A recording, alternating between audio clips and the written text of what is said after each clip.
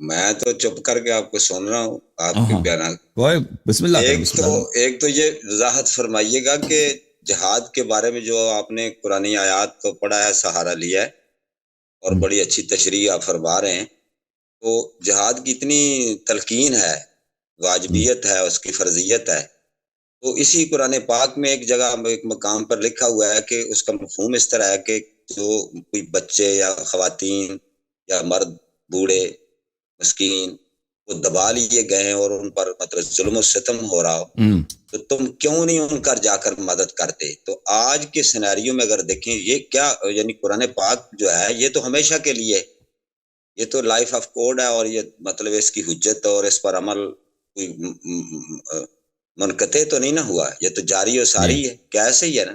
تو آج پھر یہ جو مسلمان ہیں یہ کیوں خاموش ہیں؟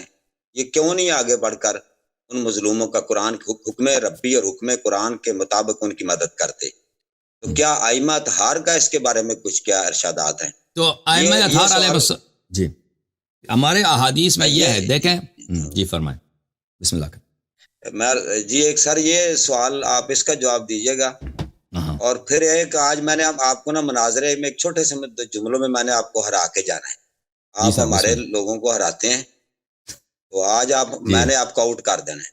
بالکل بالکل، ہم پہلے کئی دفعہ آپ سے ہار چکے ہیں، ہم ہمیشہ آپ سے ہارتے ہیں، آپ بزرگ ہیں۔ نہیں، آپ آج ہاریں گے، دنیا دیکھے گی، جیسے آتا ہے نا خان صاحب اور صدام صاحب، جی علامہ صاحب آپ پھنس گئے، آج میں آپ کو چھوڑوں گا نہیں۔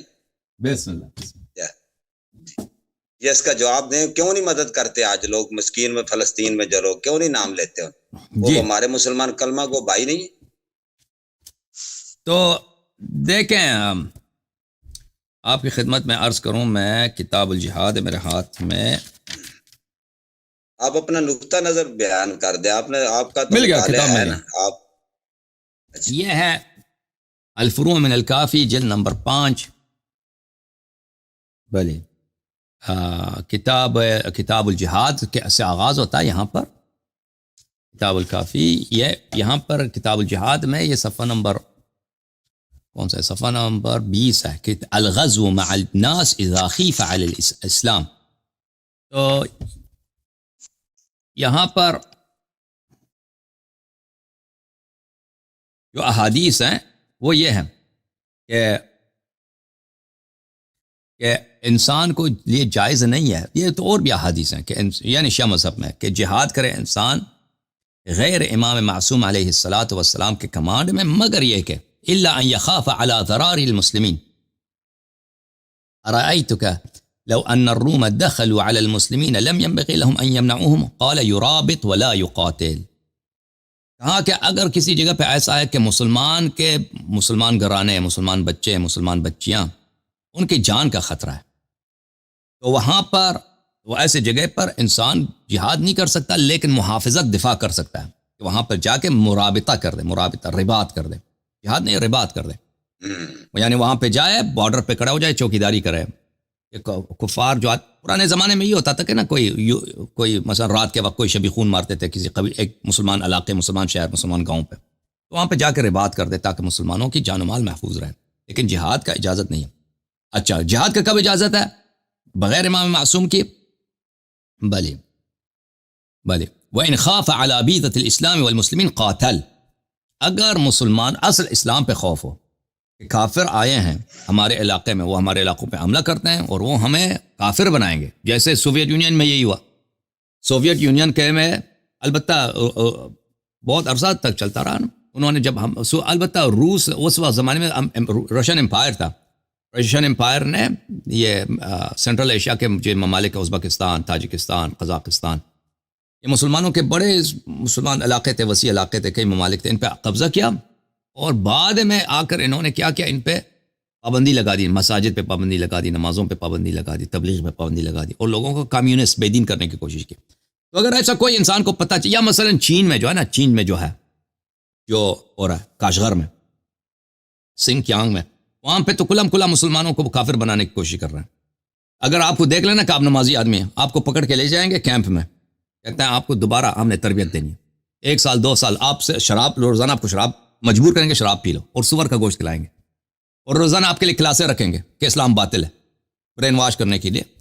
اور اسی وقت کیا کرتے ہیں, اسی وقت نستجیر بلا کتنی بےغیرتی کی بات کہ چینی مرد کو بیچتے ہیں اس شخص کے خانے گھر میں رہے, یعنی اس کی بیوی بچے کے ساتھ ایک چینی مرد رہے, اب اس کے عورت کے ساتھ وہ کیا کرے گا.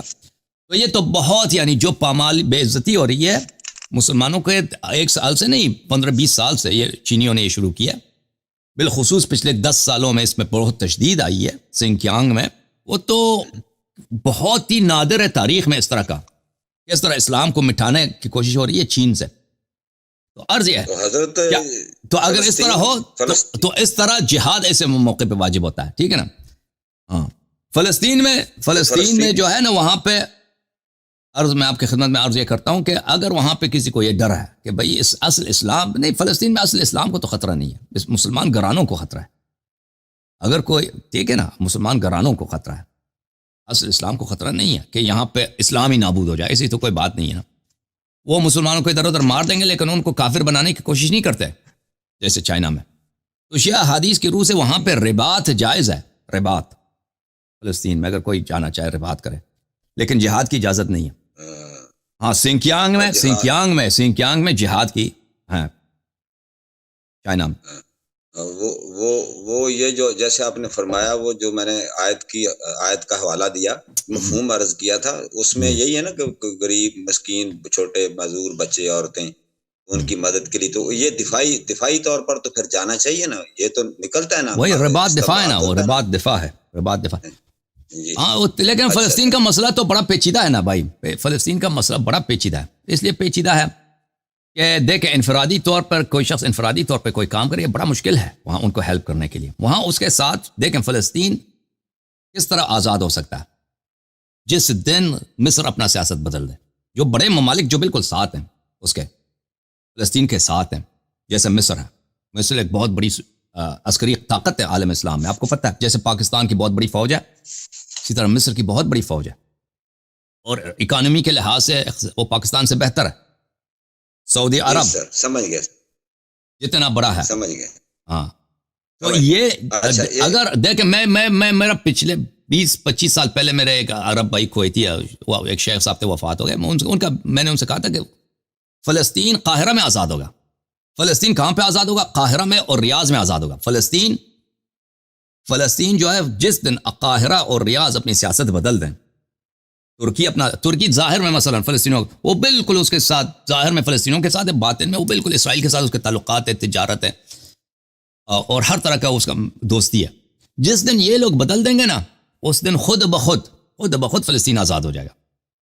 انفرادی طور پر اگر کوئی ادھر جاتا ہے نا تو اس میں ادھر جانا ہی پہلے مشکل بات ہے کہ میں رباط کے لیے جاؤں گا, چوکیداری کے لیے میں فلسطین جاؤں گا, یہ اس کو جانا ہی ناممکن ہے. وہاں پر اس کو داخلہ ہی بڑا مشکل ہے. پھر ادھر اس کا جو صحیح راستہ ہے جو افیکٹو ہوگا وہ یہ ہوگا. جی سر. شیخ صاحب سمجھ گیا. ایک دوست ہیں ہمارے پاکستان میں, جی پھر میں تھوڑی سی آگے بات کروں, مختصر کریں کیونکہ ایک آپ کو آخری ہے جس میں میں نے آپ کو ہرا کے جانا ہے نا. جی سر بولیں. وہ آخری ایٹم بم ہے میرے پاس. جی سر. یہ شمس الدین شگری کو جانتے ہیں آپ؟ شمس الدین شگری ہیں. ہاں ایک دوست نے ان کا بھیجا تھا, لنک بھیجا تھا مجھے. جی میں نے دیکھا ان کا ایک سائٹ ہے, ان کا ایک چینل ہے. آج کل بڑا دفاع کر رہے ہیں وہ بھی آپ کا. آپ نے پتہ نہیں کیا جادو کیا ہوا لوگوں کو. نہیں وہ بیچارہ, میں نے اس کا کلپ دیکھا, وہ دفاع کر رہے تھے, وہ انصاف کر رہے تھے نا. وہ ایسے اس کا مقصد یہ نہیں تھا کہ وہ دفاع کریں. وہ جو لوگ دیکھیں جو میرے خلاف باتیں پروپیگنڈا ہوتا ہے نا, وہ یہی ہوتا ہے کہ یہ فتنہ ہے. کیا ہے؟ میں دلیل پیش کرتا ہوں, قرآن کی آیت پیش کرتا ہوں, وہ سامنے سے کہتے ہیں یہ فتنہ ہے. قرآن آیت پیش کرتے ہیں, وہ شیعہ حضرات کی بات ہو رہی ہے, وہ سامنے سے کہتے ہیں یہ MI6 کا ایجنٹ ہے, بغیر کسی دلیل. یہ تو کوئی بات ہی نہیں ہوئی نا بھائی. اگر قرآن کی آیت ہے, حدیث ہے, لوگ سمجھتے ہیں, بہت سارے لوگ اس کا ہم عقیدہ بن رہے ہیں, اس کے اثر ہیں. آپ سامنے سے کہتے ہو کہ وہ فتنہ ہے, وہ MI6 ہے. وہ یہ تو سوائے آپ بڑے بڑے علماء ہو, آپ کو کیا ہو گیا شیعہ علماء کو؟ تو آپ تو وہ اس مسئلے پہ وہ انصاف سے کام لے رہے تھے. وہ کہہ رہے تھے کہ آپ لوگ جو کہہ رہے ہیں کہ یہ فتنہ ہے یا MI6 کا ایجنٹ ہے, یہ باتیں بغیر دلیل کے ہیں. دلیل پیش کرو پھر کہہ دو, ٹھیک ہے نا. اور آپ دلیل, وہ کہہ رہے ہیں, شاید میں یہی کہہ رہا تھا کہ دلیل کا جواب دلیل سے دے دیں. اللہ آپ کو عزت ہے. ہاں بالکل بالکل جی، وہ نا انہوں نے ایک چھوٹا سا ان کا کلپ تھا، اس میں فرحان المالکی ہیں، شیخ فرحان المالکی. جی جی جانتے ہیں. ہیلو جی میں جانتا ہوں ان کو. جانتے ہیں آپ؟ بالکل، وہ میرے شو ان میں آئے کی تھے ایک دفعہ سے زیادہ میرے شو میں آئے تھے، گفتگو بھی عربی شو میں. شیخ حسن فرحان المالکی. آپریٹر صاحب شیخ صاحب کو سامنے لائیں. ہاں یہ درمیان میں فوٹو نہ پلیز لانے دے، میری بات ختم ہونے والی. تو وہ ایک اس پر پھر کسی دن بات بے شک جواب دے دیجیے گا. وہ نا کہہ رہے تھے وحدت ادیان، اس پر ان کے نا 3 4 5 کلپس ہیں کہ وہ اس میں وہ کہہ رہے تھے کہ جو کفار ہیں، جن پر حجت نہیں ہے، جن پر ابھی اسلام نہیں پہنچا، لیکن ان میں تقوی ہے، غیر مسلم لوگ ہیں، تو اس طرح کا مفہوم ہے. تو وہ یہ یعنی بلکہ یہ تقوی ہے جس میں وہ یعنی تقوی دار ہیں وہ لوگ، لیکن ابھی اسلام کی حجت نہیں ہے، باقاعدہ کسی طریقے سے ان کو اسلام کی تبلیغ نہیں پہنچی. تو وہ نجات اور سعادت کے لیے کسی گروہ کی وابستگی کے بغیر بھی وہ ان کو یعنی اللہ تعالیٰ نجات دے گا یا نجات پا جائیں گے. تو یہ ہے، اس پر اگر کامنٹ کرنا چاہیں تو آپ کر سکتے ہیں. تو یہ جو ہے نا کہ جی کفار جو مشرک وغیرہ ہیں، کفار کے بارے، ملحد کے بارے، ان لوگوں کے بارے میں کہہ رہے تھے، یعنی وہ بھی کل قیامت کے روز نجات پا جائیں گے. اب اس کے بعد آپ کو میں نے آخری میرا آ رہا ہے، میری ٹرن آ رہی ہے، اس میں میں نے آپ کو شکست دے کے جانا ہے. دیکھیں مجھے نہیں معلوم کہ حسن فرحان المالکی صاحب نے کیا بولا ہے، تو میں یا شگری صاحب نے کیا بولا، ان کا کیا موقف ہے. وحدت ادیان ایک اور چیز ہے، یہ جو آپ نے جو بات کی وہ اور چیز ہے. وہ یہ ہے کہ جن پہ حجت تمام نہیں ہے اور جنہوں نے غلط کامیں نہیں کی ہیں، تو ان کے ساتھ کیا ہوگا. تو یہ قرآن مجید کے آیات میں اور اہل بیت علیہ السلام کے احادیث میں یہی ہے کہ ان کے نجات کی امید ہے. ٹھیک ہے نا، ایسے لوگوں کی نجات کی امید جو کبھی وہ ان کو کسی نے بتایا نہیں کہ اسلام کوئی چیز ہے، نبی صلی اللہ علیہ وسلم بھی نبی ہیں، ٹھیک ہے نا، کبھی پتہ ہی نہیں چلا. تو وہ مثلا ایسے علاقوں میں رہتے تھے، دور دراز علاقوں میں، ان پہ یا مثلا آپ کے بہت سارے عورتیں ہیں نا، خواتین ہیں، ساری زندگی ان کا کیا گزرتا، برتن دھونے میں، کھانا پکانے میں گزرتا ہے. ٹھیک ہے نا، کبھی پتہ ہی نہیں چلتا بھائی. اگر وہ ہندو گھرانے میں پیدا ہوئی تو آخر تک ہندو مرے گی، وہ کبھی اسلام کیا چیز پتہ ہی نہیں چلتا. جی حجت تمام نہیں ہوتا. تو اللہ تعالیٰ ان پہ ظلم نہیں کرے گا. یہ جو ہے یہ قرآن مجید کے آیات میں وآخرون اعترفوا بذنبهم خلطوا عملا صالحا وآخرا سیئا عسى الله ان يتوب عليهم والله غفور رحیم. اچھا میں آپ کی خدمت میں دکھا دوں، الا المستضعفین من النساء من الرجال والنساء والولدان لا يستطيعون حیلة ولا يهتدون سبیلا. اس کے ذیل، ان آیات کے ذیل میں یہ باتیں موجود ہیں. البتہ اس کی جو تفصیل ہے میں نے پہلے بتایا تھا ایک دو دفعہ، کیونکہ ایک لندن سے ایک آدمی نے پوچھا تھا. کبھی مستقبل میں انشاءاللہ دوبارہ بتائیں گے. اللہ آپ کو عزت. اچھا جی، اب آپ کو نہ ہرانے لگا. بالکل بالکل، حکم کریں. اب میرے سوالوں کے چھوٹے چھوٹے کے نا جواب دے دیں ایک دو، پھر میں آپ کو بتاتا ہوں کیسے آپ پا رہے ہیں. جی جی.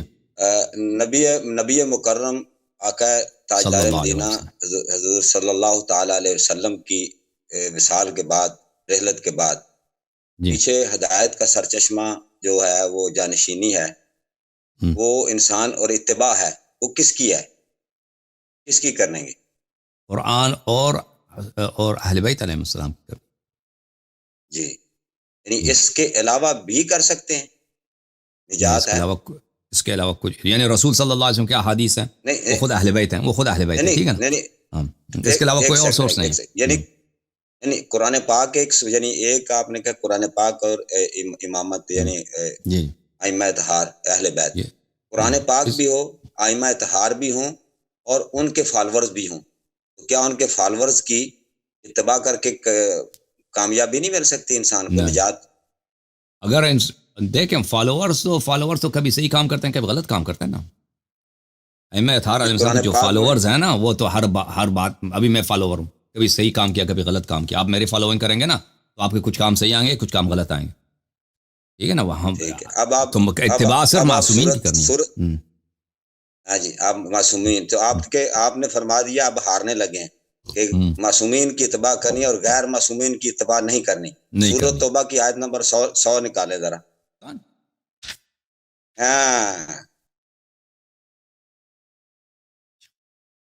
ہاں جی، پہنچ گئے ہو ہن، تسی پھس گئے ہو.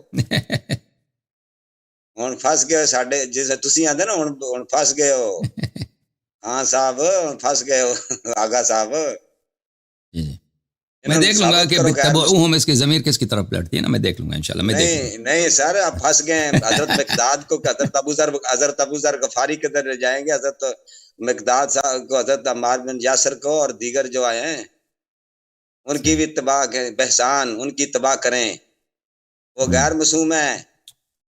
تو بھی سارے ناظرین یہ علامہ صاحب کو میں نے ہرا دیا ہے, یہ لکھ لیں.